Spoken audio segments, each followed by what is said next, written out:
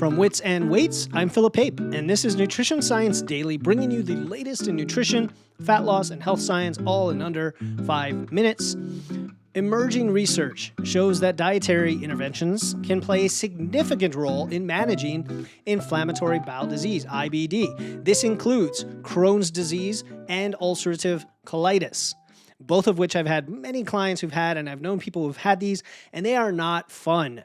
And when you're trying to strength train and eat a lot potentially, it can be very disruptive.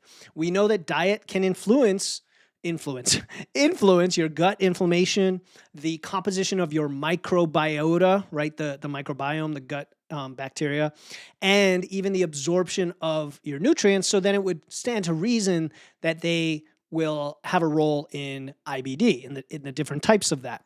And so typical management strategies for IBD would include, number one, reducing intake of processed foods and added sugars, which have been known to worsen inflammation. I do want to caution here, though, it's helpful if you can figure out if you have specific trigger foods, because the last thing you want to do is cut everything out, not reintroduce anything, and then feel like you have a limited choice set to choose from. So when I've worked with clients who have these issues like ulcerative colitis, we try to use an elimination diet or something like that to then reintroduce and see, hey, can we actually enjoy this food that may have some sugar, or this processed food that you really, really love, whether it's ice cream or pizza or what have you. I'm not even talking packaged foods necessarily, just to make sure that that is not a trigger food, or maybe it is. Number two would be prioritizing nutrient-dense whole foods, mainly because they, again, probably don't have the triggers. Things like lean proteins, healthy fats, vegetables that are cooked instead of raw, which helps with digestibility. Also, identifying and avoiding those individual food triggers using an elimination diet, which I mentioned already, and that is eliminating just about everything you could possibly get rid of first, and then reintroducing foods to see that they are not triggers for you, so that you can open up the palate, but also diagnose what could be causing the inflammation. Now, managing IBD isn't just about that. It's also ensuring you're eating enough food, because there's a recovery, there's a healing, there's an energy aspect to this.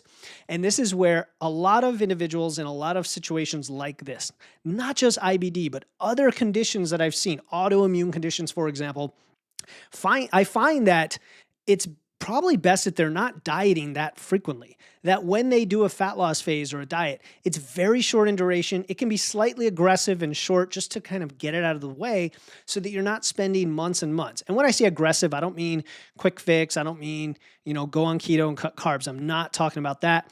Listen to my main podcast, Wits and Weights, where I talk about sustainable fat loss, how to make it all work.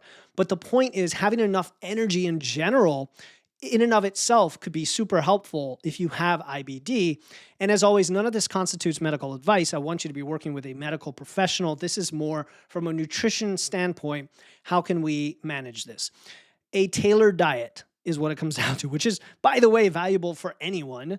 But a personalized diet can go really well with your medical treatment and potentially improve symptoms and quality of life. Don't just rely on medications. Do your medical plan with your doctor. Again, that's their scope. That's not mine. But then be intelligent about using nutrition, including the elimination diet, including finding your triggers, including not dieting necessarily, to see what helps. All right, and that's really all I wanted to talk about today with IBD. Yes, food can be used to help manage it. It may not be the entire solution, but it's worth understanding how you can do that. If this resonated with you, please follow my main podcast, Wits and Weights. We're coming up on the weekend. You may want some more content to check out, and you'll find some good stuff there.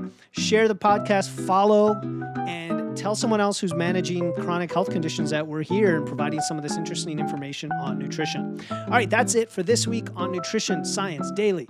Hit follow to get a fresh new episode on Monday. Until then, have a great weekend.